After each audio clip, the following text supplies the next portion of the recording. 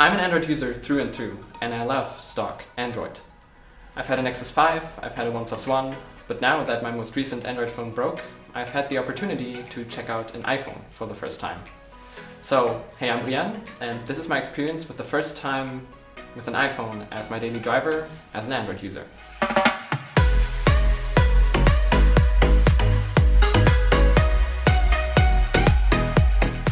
So this is an iPhone 6. It's not the newest and greatest iPhone, but it's very comparable to the newest iPhone 8 and 8 Plus from the user experience actually, because Apple wasn't that innovative in that regard. It's of course not the newest iPhone 10, but I think that's enough for now to just check out the general experience of using an iPhone and how it has been over the last few years. So because of that, I'm not going to really go into detail on what this phone can do, and this is not going to be a review of this phone, it's just too old. So this video is rather going to be about the experience of using iOS as my daily driver operating system for the first time. Now, switching to iOS is not that hard when coming from Android. I didn't use the Move to iOS app because I have all of my data backed up to my Google account. All of my music is in Google Play Music, all of my photos are in Google Photos. So I basically just had to download those apps on the iPhone and sign into my account, and all of my data was synced. I don't really care about call logs or SMS, I mean, who uses SMS these days? So the Move to iOS app didn't really have any purpose for me. But what I couldn't copy were WhatsApp messages. Unfortunately, WhatsApp messages that are backed up to Google Drive cannot be restored on an iPhone. You can only back up and restore from iCloud here. It makes sense that you can't restore from iCloud on Android, but I don't really understand why you can't restore from Google Drive on an iPhone.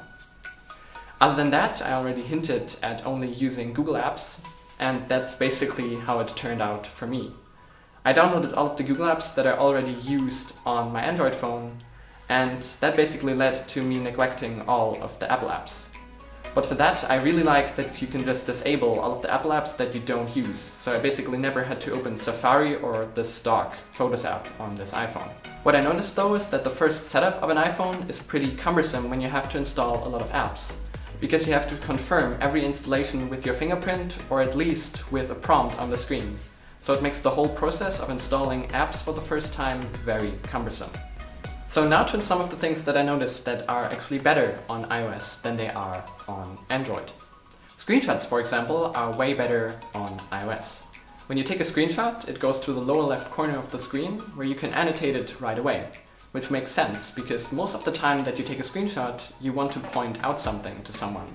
And then you can send it away and crop it right away. So you don't have to go into your camera roll, then edit the screenshot and then manually share it to someone. I think that this makes the whole process a lot easier, more streamlined, and it's really well thought out. Performance on iOS is surprisingly really good even on an old phone. You can really see that Apple puts a lot of time into optimizing their software even for older phones.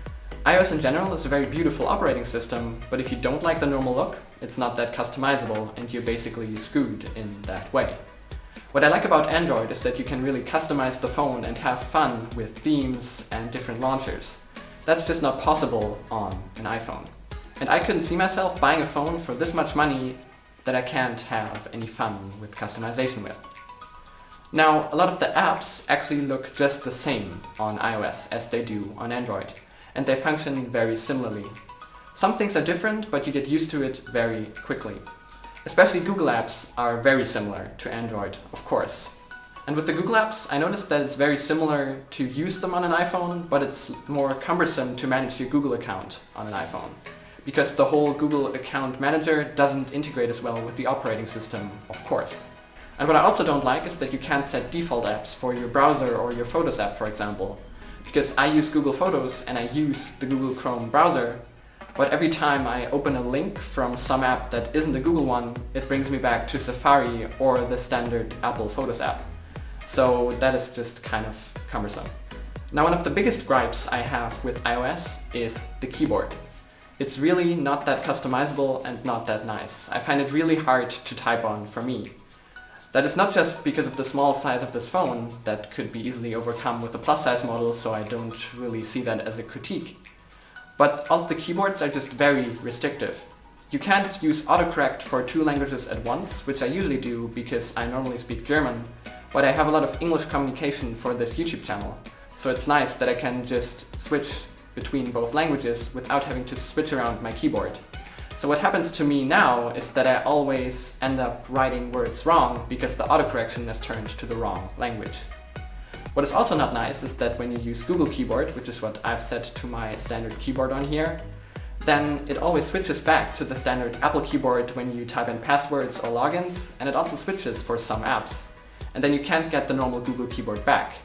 And that is even after you've disabled the normal Apple keyboard within the settings. So what you notice from the Apple keyboard always appearing when you log in to your accounts is that Apple may care a lot about your privacy, but that they make the operating system very restrictive at the same time, which also comes back to not being able to set default apps, as I mentioned before. Another thing I noticed is that the edge swipe gesture to go back works very, very well. It works on almost every app, and I'm glad that it's there, because the back button in the upper left corner is very hard to reach, and it's actually covered up by heads-up notifications, which is not that nice. And I find it very hard to understand in general why Apple merged the lock screen with the notification center. It just makes the whole experience more confusing. And notifications in general are just not as nice on iOS as they are on Android. And I even see a lot of iOS users say that notifications are a mess on iOS, and I can see why. There's no notification grouping, so all of your notifications for one app show up as separate notifications. And when you open a notification, it doesn't clear it, it just stays in the background, and then you have to reopen the notification center, swipe up, and re-clear it manually. I just find that really cumbersome, and it makes the whole interface clog up with notifications that are already months old. So now to some smaller things that I've also noticed with iOS or the iPhone in general. Why does the ringer switch on the iPhone turn the iPhone to vibrate? I would expect that it would turn it to silent, and it actually says silent on the phone, but it still vibrates when I get notifications. Why is that way? I have to turn on Do Not Disturb mode manually when I don't want the phone to vibrate when I get notifications. This is just kind of cumbersome, and I would expect the ringer switch to just turn the phone to silent like it says. I've also noticed that Siri sounds a lot more natural than Google Assistant does, at least in German. And that is really interesting because Siri actually isn't as feature-rich as Google Assistant, but the language is a lot more natural. But I need Google Assistant to be able to control my lights and my computer, for example, so it's not that nice that it doesn't work that well and that it needs a lot of time to start up. And you also can set alarms with Google Assistant on this. But it's nice that Siri can actually set alarms without vibration, which Google Assistant is not capable of, and I always have to turn that off manually in the clock app on my Android phone. Now the last point I wanted to address is battery life. I know it's not really fair to judge it on this old of a phone, but still I've had a lot better battery life on the OnePlus One that I had before, which is a similarly old phone. So I can just see that battery life on iOS is not as great as it is on a lot of big Android phones, which is understandable. The battery in this phone is a lot smaller. But I don't really like that I have to charge a lot throughout the day. But take all of this with a grain of salt, because this is not the newest iPhone with a very recent battery. So what is my general verdict with using iOS as my daily driver operating system for the first time? Well, actually pretty positive. I know I've had a lot of gripes with the operating system, but those are really small things. The general experience of using iOS, as much as you don't want to hear that, is actually not that different from using Android in day-to-day use. All of the apps are very similar, the interfaces are very similar, and there are just some small differences between the operating systems. I haven't really noticed anything that made me want to stop using this phone as my daily driver. That being said, I'm still going to go back to Android after this experience, because I couldn't see myself spending this much money on a phone without having fun with it. And Android is just more playful and fun to use. There's a lot more customization, and I want to have fun with an investment that I spent this much money on. So I hope this cleared up your mind a little bit, and if you're a very avid Android fan, then you can see that iOS really isn't that bad and not that different. Of course, if you're into customization, you can still stick to Android. But that basically wraps up this video. I hope that you enjoyed it, and you know which buttons you should press, and also press that follow button on Twitter. I'm Brian. I want to thank you all for watching, and I'll see you in the next video. Bye!